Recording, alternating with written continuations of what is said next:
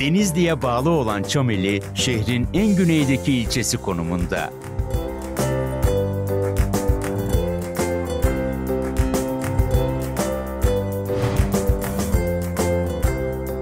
İlçe Denizli, Burdur ve Muğla sınırında bulunuyor.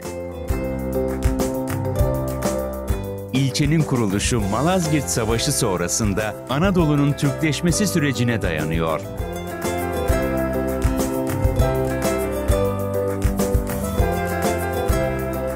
Çevresindeki çam ormanlarından dolayı Çameli ismini alan ilçe, yoğun bir orman varlığına sahip.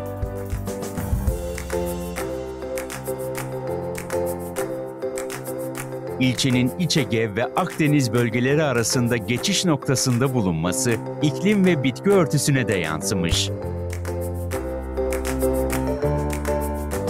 Toplam nüfusu 18.000 olan ilçede yaşayanlar genelde tarım ve hayvancılıkla ilgileniyor.